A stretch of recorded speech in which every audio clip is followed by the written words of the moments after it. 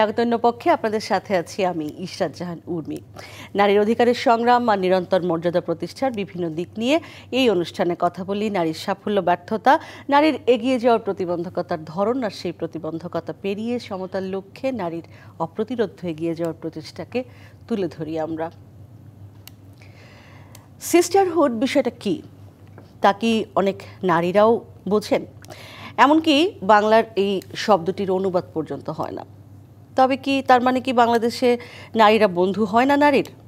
রাজনৈতিক পট পরিবর্তনের পর নারীর সাথে নারীর মতদ্বৈততা থাকলেও নারীকে সামনে এগিয়ে নেওয়ার ক্ষেত্রে সব নারীরাই কি সমানভাবে কাজ করেছেন একসঙ্গে? আগস্টের প্রথম সপ্তাহে বিশ্বব্যাপী পালিত হয় বন্ধু দিবস। দিবসটিকে সামনে রেখে আজ অন্য পক্ষে আলোচনা, বন্ধু দিবস, নারী কি নারীর বন্ধু হয়? সঙ্গে আছেন আমরাই পাড়ির প্রধান নির্বাহী জিনাতারা হক এবং আছেন লেখক এবং উন্নয়ন কর্মী কেজি তাহনিন। স্বাগত আপনাদের দুজনকেই। বিষয়টা মনে হতে পারে যে খুবই একটা কি বলবো যে সিস্টারহুড বা বন্ধুত্ব নারীর সঙ্গে নারীর সম্পর্ক, কিন্তু নারীর শত্রু এই শব্দটা বা এই বিষয়টা আমরা একেবারে কি বলে আদি লগ্ন থেকে শুনে আসছি। কিজি আপনি যদি একটু বলেন, আমি পরে আসলে এখন যে সিস্টারহুডের বিষয়টা বা নারীর পাশে দাঁড়ানোর বিষয়টা জিনাতারা হকের কাছ থেকে শুনবো। কিজির কাছ থেকে আমি শুনতে চাই সিস্টারহুড বিষয়টা কি, কেন আসলে বাংলায় সিস্টারহুড নাই? ব্রাদারহুডের বাংলা ভ্রাতৃত্ববোধ আছে, কিন্তু কেন সিস্টারহুডের বাংলা নাই? নারী কি নারীর বন্ধু হয় না বাংলাদেশে? নারীর বন্ধু হয় কি না তার চেয়ে বেশি শোনা যায় যে নারীর শত্রু। তো সেই ন্যারেটিভ দিয়ে না নারীর বন্ধু যে হয় সেই ধারণাটাকে চাপিয়ে রাখার একটা চেষ্টা তো ক্ষমতাতন্ত্র, পুরুষতন্ত্র সবসময় করে এসছে। এবং আমি যখন পুরুষতন্ত্র বলি, আমি কিন্তু মানে যখন যারা শুনছেন দেখছেন তারা যদি ভাবেন শুধু পুরুষদের নিয়ে কথা বলছি, তা তো নয়। সেখানে নারীরাও নারীদের শত্রু ভাবছেন, সেটা তো আপনি অস্বীকার করতে পারবেন না। সেটা আমরা প্রতিনিয়ত আমরা ফেস করছি। আমার কাছে যখনই সিস্টারহুডের সংজ্ঞাটা জানতে চান, আমার বারবার করে বেগম রোকেয়ার কথা মনে হয়, আমার বারবার করে সুলতানার স্বপ্নের কথা মনে হয়, আমার বারবার করে ওনার এঁকে দেওয়া সেই পথের কথা মনে হয় যেখানে সবাই উন্মুক্তভাবে স্বপ্ন দেখতে পারে। দুঃখজনক হচ্ছে উনি যে চিত্রটা এঁকে দিয়ে গেলেন, আজকে এত বছর পরে এসেও তাকে অতিক্রম করে আমরা আমাদের কালোত্তীর্ণ একটা জায়গায় ওটা রয়ে গেছে, ঠিক আছে, কিন্তু আমাদের সময়ের প্রয়োজনে আমরা আর কোনো নতুন চিত্র আঁকতে পারিনি। আমরা সেখানে ব্যর্থ হয়েছি।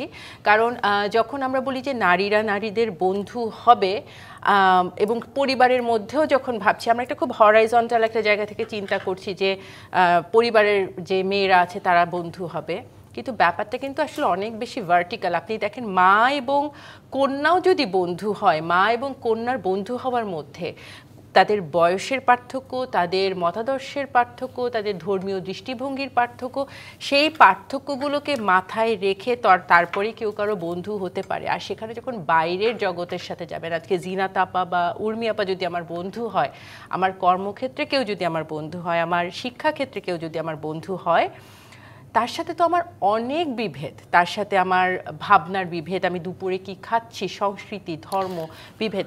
তো আমি যখন বন্ধুত্বের কথা বলি, আমি ভাবি কি সবকিছু সমান হবে এবং সব নারীরা একই কাতারে, সবকিছু সমান না হয়েও বন্ধুত্ব হতে পারে, সেটাই আমরা ভুলে যাই। এবং সেখানেই নারীরা নারীদের বন্ধুত্বের যে বাধাটা হয়, কারণ একজন নারী আরেকজন নারীর অবস্থানটা বুঝতে পারছেন কিনা সেই জায়গাটা আসলে বোঝাপড়ার প্রয়োজন আছে। আমি জিনাতারা হক আপনার কাছে শুনতে চাই, যেখানে একটা কথা কিজি পরিষ্কার করলেন যে নারীরাও এই কাজ করে থাকেন, শুধুমাত্র যে পুরুষরা নারীদের প্রতিযোগী ভাবেন তা না, নারীরাও ভাবেন, এবং সেই ভাবনাটা কখনো কখনো খুব ভয়ঙ্কর রকমের হয়। এক নারী আরেক নারীকে স্লাট শেমিং, নারীরাই এগিয়ে থাকেন। আমরা তো এরকম দৃশ্য দেখেছি, বরিশালে পোশাক কি পরেছে, একটা মহিলাই গিয়ে বলছে যে এই পোশাক কেন পরেছে। নরসিংদীর ঘটনা আমাদের মনে আছে, একটা মহিলাই আর একটা মেয়ের টি শার্ট ছিঁড়ে ফেলছে। সেই জায়গা থেকে যদি একটু বলা। প্রথম কথা হচ্ছে বন্ধুত্ব শব্দটাকেই আমরা খুবই একটা প্রফেশনাল বা বাইরের সম্পর্কে ধারণা করি, অর্থাৎ পরিবারের সদস্যদের সাথে আমাদের কখনো বন্ধুত্বের সম্পর্ক হতে পারে এটা আমরা মনে করি না। তো বহির্জগৎ হচ্ছে পুরুষের, এটা হচ্ছে আমাদের পিতৃতান্ত্রিক কাঠামোতে এইভাবেই নির্মাণ করা। তার মানে বন্ধু বলতেই যখন আমরা বুঝি তখন আমরা বুঝি যে বন্ধু মানেই পুরুষ পুরুষ বন্ধু। এই যে নারী বান্ধবী, আবার বান্ধবীটাকে আমরা ঠিক অন্য সেন্সে নিয়ে আসি। তার মানে এই যে মেয়েরা মেয়েদের বন্ধু হতে পারে এই ধারণাটাই খুব নতুন। এবং মেয়েদের জগৎ যেহেতু মনে করা হয় ঘরের ভিতর, মনে করা হয় আজও, তখন মনে করা হয় যে যে সম্পর্কগুলোর মধ্যে আমরা থাকি, মা বোন বা আত্মীয় স্বজন, তাদের সাথে আমাদের বন্ধুত্বের সম্পর্ক হয় না। তো তাহলে আমরা প্রথমেই যে বিষয়টা, মেয়েরা কি মেয়েদের বন্ধু হতে পারে, আমাদের দেখার দৃষ্টিভঙ্গি বা আমরা এখন যেভাবে দেখি তাতে মেয়েরা মেয়েদের বন্ধু হতে পারে না। কিন্তু আসলে হতে পারে। কেন হতে পারে? কারণ মেয়েরা এখন যখন বাইরের জগতে যায় তখন কে তার বন্ধু হতে পারে? তার স্কুলের বন্ধু যেমন হতে পারে, তার সহকর্মী তার বন্ধু হতে পারে, তার লড়াইয়ের ময়দানে তার বন্ধু হতে পারে। এবং বন্ধু মানেই যে পুরুষ হতে হবে তা না। বন্ধুত্বের কিন্তু আসলে সেভাবে জেন্ডার ফিগার করা থাকে না। বন্ধু তো বন্ধুই, সেটা নারী পুরুষ প্রত্যেকে বন্ধু হতে পারে। তাহলে মেয়েরা মেয়েদের শত্রু হয় কিভাবে? কারণ হচ্ছে দুটো জিনিস। এক হচ্ছে যখন আমরা ঘরের বাইরে যাই, আমি প্রফেশনাল ক্ষেত্রে বলছি, মেয়েরা এই জগতে নতুন হওয়ার কারণে এখনও তারা, আমরা যেটাকে বলি পেশাদারিত্বে, সেইভাবে এক্সপার্ট হয়ে ওঠে নাই। ফলে বন্ধুত্বের সম্পর্ক আর পেশাদারি সম্পর্ক দুটোকে যে মার্জ করা যায় এটা তারা শেখে নাই। এক, দুই নম্বর, তাদেরকে বাধ্যও করা হয় তারা যেন না শেখে।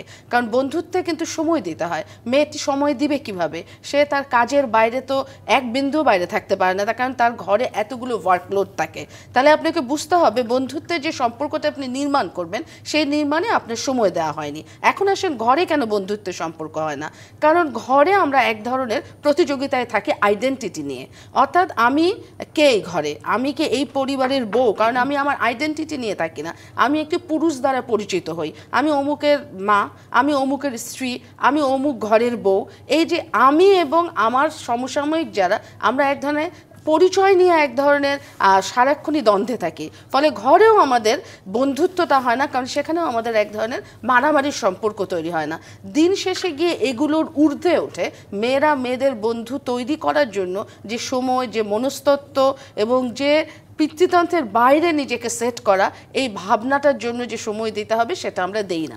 কিজি, আপনার কি মনে হয় যে এই নিশ্চয়ই এই অভিজ্ঞতা আপনার আছে যে যাকে বন্ধু মনে করছেন আপনার আড়ালে গিয়ে সে হয়তো আপনার নামে এমন সব কথা বলছে, নারীরাই, আমি যেহেতু এটা নারীর বন্ধু, এমন সব কথা বলছে যেটা হয়তো আপনার কল্পনারও বাইরে, বিয়ন্ড ইউর ইমাজিনেশন। এই বিষয়গুলো কি আসলে সেই কোনো একটা পুরুষকেন্দ্রিক কোনো এক, মানে সমাজের চোখে অথবা পুরুষের চোখে ভালো থাকার লোভ থেকে এই বিষয়গুলো হয়? হয় হয় সেই গল্প বলতে গেলে তো আজকে আরও কয়েকটা এপিসোড লাগবে। সেই গল্প থাক, সেই গল্পের কারণটা যেটা জানতে চাচ্ছেন অবশ্যই তাই। ভালো বন্ধু কারা হয়? আপা যে বলছিলেন ভালো বন্ধু হয় না, তারপরও যে নারী বন্ধুরা ভালো, তারা কিন্তু স্কুল কলেজ থেকে বা ছোটবেলায় পাড়া প্রতিবেশী যারা বড় হয়েছি, তার মানে সামাজিক অর্থনৈতিক অবস্থানে যারা আমরা কাছাকাছি, ওই জায়গাটাতে হয়তো বা কম্পিটিশন, ওই জায়গাটাতে দ্বন্দ্বের জায়গাটা একটু কম বলে আমাদের বন্ধুত্বটা টিকে থাকে এবং খুবই সুন্দরভাবে টিকে আছে। সবচেয়ে বেশি এটা আমি ফেস করি বাইরের জগতে, যে পরিবারের বাইরে কর্মক্ষেত্রে যে নানাভাবে সেটা ফেস করেছি। কারণ সিস্টারহুডটা কি? সিস্টারহুড তো আসলে একটা সহমর্মিতার, সিস্টারহুড তো একটা প্ল্যাটফর্ম যেখানে সৌহার্দ্য এবং সহমর্মিতার একটা আদান প্রদান হবে। তো এটা কিন্তু খুবই সত্যি কথা। আপা বলছিলেন যে পরিবারে একটা কম্পিটিশন থাকে, আপা কর্মক্ষেত্রেও আমি এটা দেখলাম কি, যে আসলে 1 বা 2 জেনারেশন মাত্র আমরা আসলে বাইরে যে একটা অবস্থান তৈরি করছি। তো এবং যখন একটা কম্পিটিটিভ জায়গাতে অনেক ঝড় পার হয়ে আমি একটা প্রফেশনাল এবং ভালো প্রফেশনাল হিসেবে নিজেকে প্রতিষ্ঠিত করছি, আমার ভেতরে এখনও ইনসিকিউরিটি রয়ে যাচ্ছে। আমি বলতে আমি সামগ্রিকভাবে মেয়েদেরকে বলছি। তখন যখন আমার কাছাকাছি কেউ আসছে বা নতুন কেউ আসছে with lots of potential and skills, আমি কিন্তু ভেতরে কুঁকড়ে যাচ্ছি। এবং ওই যে বলছিলেন এটা পুরুষের তৈরি করা কিনা সমাজের, পুরুষের চোখে সমাজের চোখে তখন ওই যে আবার টিকে থাকার যে দ্বন্দ্ব, সেই মাপকাঠিতে তখন কিন্তু আমি ওই মেয়েটিকে ফেলে দিই, ভালো মেয়ে না খারাপ মেয়েও কিভাবে আসলে। আমি আবারও শুনবো এবং জিনাত হক আপনার কাছে ওই প্রশ্ন নিয়ে আসবো, একটা বিরতি নিয়ে ফিরছি। অন্য পক্ষে একটা বিরতি, এবার সঙ্গেই থাকুন। স্বাগত অন্য পক্ষে। আজ অন্য পক্ষে বিশ্ব বন্ধু দিবস উপলক্ষে আলোচনা করছি। বন্ধু দিবস, নারী কি নারীর বন্ধু হয়? জিনাত হক, আমরা একটু আরেকটা বিষয়ে আসি। বন্ধুত্ব তো শুধু আসলে ব্যক্তিগত বন্ধুত্ব না, যেহেতু সিস্টারহুডের কথা বলছি এবং কিজি বলছিলেন যেটা একটা প্ল্যাটফর্ম, আমরা দেখলাম যে রাজনৈতিক পট পরিবর্তনের পর কি হলো, নতুন একটি দল, সেখানে একটি মেয়ে এক ধরনের কমপ্লেন করলো এবং সেই কমপ্লেনকে তার দলের মেয়েরাই শোল্ডার করলেন না, এটা আমরা দেখেছি। বরং বাইরের অনেকে আমরা এটার প্রতিবাদ করেছি। নিশ্চয়ই ভেতরে সত্য মিথ্যা, মেয়েটি কতখানি সত্যি বলছে মিথ্যা বলছে সেসব তো আছেই, কিন্তু প্রথম কথা হচ্ছে যে শোল্ডার করা যায় একটা মেয়ের একটা কমপ্লেন আসলে। এই জায়গাগুলোকে আপনি কি বলবেন? সিস্টারহুড কোথায় থাকে? আসলে আমরা যখন সিস্টারহুড নিয়ে কথা বলছি তখন কিন্তু বুঝতে হবে যে কেন সিস্টারহুডটা এসেছে। যে মেল ডমিনেন্সটা বা পুরুষের যে একটা অ্যালায়েন্স হয়, মেল সলিডারিটি কিন্তু খুব স্ট্রং, যেখানে পুরুষ দেখবেন যে কোনো ইস্যুতেই তারা একে অপরকে এক ধরনের সমর্থন দিতে থাকে। এবং এই যে বিশেষ করে নারীর সংক্রান্ত যে কোনো ইস্যুতেই প্যাট্রিয়ার্কাল যে ভ্যালু সিস্টেমগুলোকে, এগুলোকে এক ধরনের লিগাসি বা পরম্পরায় এগুলোকে আমরা নিয়ে যেতে থাকি। তো এটাকে শুধু পুরুষ নিয়ে যায় না, নারীরাও নিয়ে যায়, এবং নারী হচ্ছে পিতৃতন্ত্রের সবচেয়ে ভালো ধারক এবং বাহক। কাজেই যখন একজন নারী যে কোনো নির্যাতনের শিকার হয়, তখন কিন্তু সবচেয়ে বেশি অন্য নারীরাই তাকে সবচেয়ে বেশি চ্যালেঞ্জ করতে থাকে। বলা হয় যে তুমি ভালো নারী না, বা তুমি এই সমাজের কাঙ্ক্ষিত ভালো সংজ্ঞায় পড়ছো না। ঠিক এই কাজটিও এবারও হয়েছে যে হ্যাঁ, তার কি দোষ ছিল, তার কি কনটেক্সট ছিল, সেটা একটা ভিন্ন আলাপ হতে পারে, কিন্তু তার পাশে দাঁড়ানো, বিশেষ করে রাজনৈতিক দলগুলোর ক্ষেত্রে আমরা দেখেছি, আমাদের দেশের রাজনৈতিক দলগুলো তো প্রচণ্ড পরিমাণে এটাকে বলা হয় যে পুরুষ ক্লাব আর কি, একেবারেই পুরুষ, আপনি বয়েজ ক্লাব আর কি, যেখানে ওরাই নিয়ন্ত্রণ করবে, ওরাই বলবে, ওদের অংশগ্রহণই বেশি, মানে দেখে এবং আপনি দেখবেন রাজনৈতিক দলে যখন নারীরা অংশ নেয়, তারাও পুরুষের মতোই আচরণ করতে থাকে। তার মানে নারীর যে নিজস্ব কিছু বৈশিষ্ট্য আছে, সেই বৈশিষ্ট্যগুলো নিয়েও সে সদস্যপদ পায় না। তো সেই জায়গা থেকে এটা একটা ভয়াবহ ইঙ্গিত যে আসলে রাজনৈতিক দলগুলো কখনোই তাদের কোনো নিজেদের সদস্যদের পক্ষে তারা যায়নি, বিশেষ করে যখন নারীটি কোনো পুরুষের বিরুদ্ধে সে কোনো কমপ্লেন করে। এটা কিন্তু একদমই, এটা ডান বলেন, বাম বলেন, ধর্মীয় দল বলেন, সকল দলে, এর আগে বাম দলেও আমরা এটা দেখেছি, এটা অনেক উদাহরণ দেখেছি। ইভেন তদন্ত হয়েছে, তারপরেও তারা কোনো অ্যাকশন নেয়নি, বরং তারা, এবং অদ্ভুত ব্যাপার এগুলো কিন্তু ঠিক এই কারণে আমরা একটা হাইকোর্টে রিটও এনেছিলাম না, যে কোনো প্রতিষ্ঠানে থাকতে হবে নারীর এই ধরনের যৌন হয়রানির প্রতিরোধে কমিটি থাকতে হবে। দেখা গেছে বিশ্ববিদ্যালয়গুলোতেও যখন নারীরা কমপ্লেন করে, তখনও ওই শিক্ষকরা বা কমিটি মেম্বাররা বলেন যে নিশ্চয়ই তুমি তাকে উদ্বুদ্ধ করেছো, তুমি তাকে, না হলে সে এই কাজটি করতো না। তার মানে সে একই জায়গায় আমরা সারাক্ষণ নক করতে থাকে যে নারীরাই আসলে সকল সমস্যার জন্য দায়ী। তো এটা হচ্ছে আমাদের জন্য একটা ভয়াবহ ব্যাপার যে আমরা আসলে সিস্টারহুডটা মুখে বলি, কিন্তু আমরা আসলে কার্যক্ষেত্রে, বিশেষ করে আমরা এটা বলতেই চাই, নারী যখন একজন নারীর জন্য উপকার করে, আমাদের অভিজ্ঞতা বলে, বিশেষ করে আমার অভিজ্ঞতা বলে, উপকার পাওয়া নারীটি সবার আগে ক্ষতির চেষ্টা করে। এই কারণটা কি কিজি? এই কৃতজ্ঞতা, অকৃতজ্ঞতা বলবো না, কৃতজ্ঞতা, ক্ষতি করার চেষ্টা করে, এটার মনস্তত্ত্বটা কি? মনস্তত্ত্ব, এই যে আমরা আগে যেটা আলোচনা করলাম, এটা সামগ্রিক চিত্র না, সেখান থেকে আমরা অনেকে বেরিয়ে এসেছি, আগে এটা বলে নিই। কিন্তু ক্ষতি করার চেষ্টা করে কারণ মনে হয় যে সেই নারী আমার চেয়ে বেশি ক্ষমতাবান, ক্ষমতাশীল হয়ে উঠলো, এটা তার ভাবনা থেকে। আমি অনেক নিজস্ব একটা অবজারভেশনের জায়গা থেকে দেখেছি নানান ধরনের ঈর্ষার জায়গা, এবং আমরা এমন একটা জায়গায় বাস করি যে আমার ঊর্ধ্বস্তন একজন পুরুষ হবে, সেটা আমার জন্য খুবই কমফোর্টের ব্যাপার, কিন্তু আমার উপরে মেধা এবং মেধার কারণে একজন নারী বেশি ক্ষমতাবান হবেন বা এমপ্যাথির জায়গা থেকে একজন নারী বেশি ক্ষমতাবান হবেন, সেটা ভেতরে মেনে নেওয়ার মতন সিকিউরড পজিশনে আমি এখনো যাইনি। এবং তারা কি ভ্যালিডেশন চান? বিষয়টা কি এরকম? ভ্যালিডেশন তো পুরুষের ভ্যালিডেশন পুরুষের ভ্যালিডেশন তো প্রয়োজন হয়, কারণ এই যে যেভাবে সমাজটা তৈরি হচ্ছে, সমাজে ভ্যালিডেশন না পেলে এখনো তো আমি বুঝতে পারি না, ভেতরে তো নিজের সাথে খুবই আত্মদ্বন্দ্ব চলছে যে আমি আসলে ভালো কাজ করছি কিনা। এবং আপা যে কথাটা বলেন সেটা সূত্র ধরে বললে আপনি আরো বুঝতে পারবেন। রাজনৈতিক দল বলেন, কর্মক্ষেত্র বলেন, একজন পুরুষকে কোন জায়গায় ডিফেম করতে পারবেন, যখন সে অর্থ কেলেঙ্কারি করবে, দুর্নীতি করবে, হ্যাঁ, কাজ, এবং একজন নারী প্রফেশনাল হোক, একজন নারী রাজনৈতিক কর্মী হোক, একজন নারী বন্ধু শিল্পী হোক, নারী বন্ধু হোক, কোথাও যেতে হবে না। ও ঘুষ খায়, আপনি কতবার বলেছেন, ও বলেছেন ওর কিন্তু চরিত্রটা ঠিক নেই একদম, এখানে যে আপনার আর কোনো কাজ করতে হবে না। এই যে স্লাট শেমিং এর বিষয়টা, সেটা সিস্টারহুডের ক্ষেত্রেও আছে, কর্মক্ষেত্রে আছে, রাজনৈতিক ক্ষেত্রে। যেটা আমি প্রশ্নটা কিজিকে করেছিলাম, আসলে কি তারা ভ্যালিডেশন চান, এবং এই ভ্যালিডেশন যে আসলে প্রয়োজন নাই, সেই কথাটা বলে কি আমরা আজকে শেষ করতে পারি কিনা? এক ধরনের ভ্যালিডেশন তো চাই, এই কারণেই যে টিল নাও আমরা যত যাই বলি না কেন, আমাদের মনস্তত্ত্বে আমরা যেটা প্রথমেই বললাম, পিতৃতন্ত্রের ধারক এবং বাহক। এখন পর্যন্ত আমরা আমাদের কোনো আইডেন্টিটি তৈরি করতে পারি নাই। আমরা নারীরা এটা বলতেই পারি না যে আমি নারী হিসাবে আমার দেখার একটা নিজস্ব দৃষ্টিভঙ্গি আছে। আমি কিন্তু পুরুষের মতো নেতৃত্ব চাই না, আমি পুরুষ হতে চাই না। আমি কিন্তু বরং আমরা এটা সবসময় বলি নারী এবং পুরুষকে যে তুমি মানুষের মতো হও। তো তার মানে এই না যে আমি আমার নারীর যে বৈশিষ্ট্যগুলো এগুলো আমি ত্যাগ করব, পুরুষের যে ভালো বৈশিষ্ট্য তা সে ত্যাগ করবে, এটা কিন্তু বলা হয় না। বলা হচ্ছে যে তুমি তোমার ভালো বৈশিষ্ট্যগুলো রাখো। কিন্তু আমরা কিন্তু সবসময় আসলে এক ধরনের এই পুরুষতান্ত্রিক বা পিতৃতান্ত্রিক সমাজে গিয়ে দিন শেষে গিয়ে পুরুষের মতোই হতে চাচ্ছি। আমরা বলছি আমার মাঝে মাঝে মনে হয় যে আমরা নারীবাদী বা আমরা নারীবাদ, এটাকেও আমরা এক ধরনের ধাপ হিসেবে ব্যবহার করছি। এটা যে আমার পরিচয়, এটাই যে আমার আদর্শ, আমার মনে হয় যে এই জায়গায় আমাদের একটা ঘাটতি আছে। কারণ এই জায়গায় আপনি যেমন বলছিলেন যে ক্ষমতা, শুধু ক্ষমতা না, জ্ঞানী নারীকে অন্য নারীরা পছন্দ করে না। একদম। আমি কিজিকে আমি এই জায়গায় বলি, কিজি আপনি লেখালেখি করেন, লেখালেখির জগতে জিনাতারা হক আসলে দেখেছেন একেবারে রাজনীতির মাঠ অথবা অ্যাক্টিভিজমের মাঠে কি হয়। আপনি যদি লেখালেখির জায়গাটা একটু ধরেন, যে সেখানেও পুরুষে যে এত ধরনের কি বলে যুদ্ধ হয়, হ্যাঁ, সেখানেও দেখেন নারীর যুদ্ধ হচ্ছে আরেকটা পুরুষ সাহিত্যিকের কাছে অথবা আরেকটা পুরুষ এডিটরের কাছে ভালো লেখক এটা প্রমাণ হতে হবে, এরকম একটি বিষয় থাকে।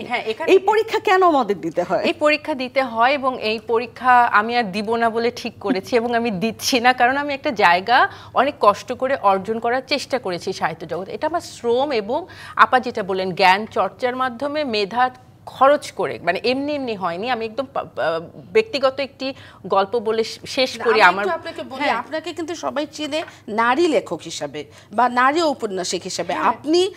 আপনি যখন লেখেন তখন আপনি নারী, আপনি বিষয়টা বুঝুন। পুরুষকে কখনো বলা হয় না, বা নারী খেলোয়াড় বা বাংলাদেশের মহিলা ক্রিকেট দল, আমরা কি কখনো নারী আইনজীবী, আমরা কখনো বলি না পুরুষ ক্রিকেট দল। আরো মজার গল্প বলি, আমার প্রথম বই বের হওয়ার পর, তখন আমি আরেকটু নতুন এই জগতে, প্রথম যেদিন উপস্থাপক বললেন লেখিকা, আমি বললাম আপনি আমাকে লেখিকা নারী লেখক বলবেন না, আপনি আমার বইটা নিয়ে কথা বলেন, আমাকে লেখক হিসেবে পরিচয় করিয়ে দেন, গল্পকার হিসেবে পরিচয় করিয়ে দেন।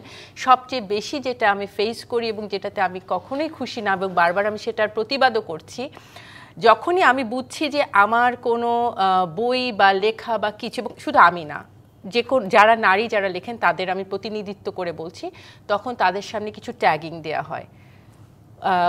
একটি প্রিভিলেজ সোসাইটির নারী লেখক, সুন্দরী নারী লেখক, অমুক নারী লেখক। আপনি কি করছেন জানেন? আমার জ্ঞানটাকে, এটা খুব ভালো কথা বলেছেন আপনি, এটা আমরা একটু মিস করে গেছি। যেটা হচ্ছে যে নারীকে আসলে কিভাবে দেখা হয়, নারীকে আসলে তার শরীর, তার যৌনতা, এটার বাইরে কিন্তু দেখা হয় না। এটা দেখা হয় না দেখেই ইটস ট্রু আমরা এরকমও পেয়েছি যেই নারী একদমই সাজগুজ করেন না, তাকে বলা হয় যে উনি জীবনে অনেক দুঃখ পাচ্ছেন, এই জন্য উনি লিখছেন, বুঝছেন। বা আপনি যদি একটু বেশি সাজগুজ করেন, তখন বলা হয় যে ও অন্যকে আকর্ষণ করতে চায়। তার মানে হচ্ছে যে নারী সে প্রফেশনালি কেমন, সে তার জ্ঞান বুদ্ধিতে কেমন সেটা বড় কথা না, সে তার যৌনতার সম্পর্কে সে কীরকম, সে তার শারীরিকভাবে সে কি করছে, এই বিষয়গুলো দিয়ে নারীকে পোট্রে করা হয়। এই কারণে আপনি যতই নারী হিসাবে, নারী মানুষ হিসাবে, একজন বুদ্ধিদীপ্ত সফল মানুষ হিসাবে আছেন না কেন, দিন শেষে গিয়ে আপনাকে বলা হবে যে আপনি একজন, দিন শেষে আপনি নারী, আপনি কিন্তু একটা মানুষ না। এবং যেখানে হয় যখন আমি যদি একজন খুব ওই যে আপা যেটা বললেন খুবই একটা চোখে দেখা যায় এমন একটা সংগ্রামের মধ্যে দিয়ে আসা নারী লেখক হতাম, আমার অ্যাকসেপ্টেন্সটা আরও বেশি হতো। যেহেতু আমি নিজের যোগ্যতায় একটি প্রতিষ্ঠানে কাজ করছি, আমি আমার একটা প্রাতিষ্ঠানিক আমার একটা পরিচয় আছে, তারপরে যখন আমি লিখছি তখন একটা ভালো পত্রিকায় যখন আমার লেখা ছাপা হয় সেটার ইন্টারপ্রিটেশনটা কখনো কখনো নারী পুরুষ সমস্ত ওই জনরাল সাহিত্য জগতের কাছে এভাবেও চলে আসবে যে ও আচ্ছা ওর ক্ষমতা দিয়ে, ওর রূপ দিয়ে, ওর এটা শুধু সেই জায়গাটাতে হ্যাঁ মানে আমি আমার জায়গাতে শেয়ার করছি। প্রফেশনালিও আপনার নারীর যখন একটা ভালো জায়গা যায় মনে হয় যে মানে সে কোনো অন্য কোনো সম্পর্কের মধ্যে দিয়ে তার প্রমোশন হয়েছে। এবং আরেকটা ইন্টারেস্টিং ঘটনা হচ্ছে যখন মেয়েরা লিখছে তখন পুরুষেরা ধরে নিচ্ছে এবং কিছু মেয়েরাও ধরে নিচ্ছে এটা তো একটা শখের ব্যাপার, সারাদিন আর কোনো কাজ টাজ নেই, ঘরটর গুছিয়ে একটা বৃষ্টি নিয়ে কবিতা লেখা পর্যন্তই নারী লেখকদের কাজ, এর বেশি হয়ে গেলেই আপনি বিপদে পড়বেন। অনেক ধন্যবাদ দিনাতারা হক এবং ধন্যবাদ কিজি তাহনিন। যতটুকু সম্ভব আমরা চেষ্টা করলাম সিস্টারহুড নিয়ে কথা বলতে, এই আলোচনা চলবে। এই ছিল আজকের অন্য পক্ষে। থাকুন ডিবিসি নিউজের সঙ্গে।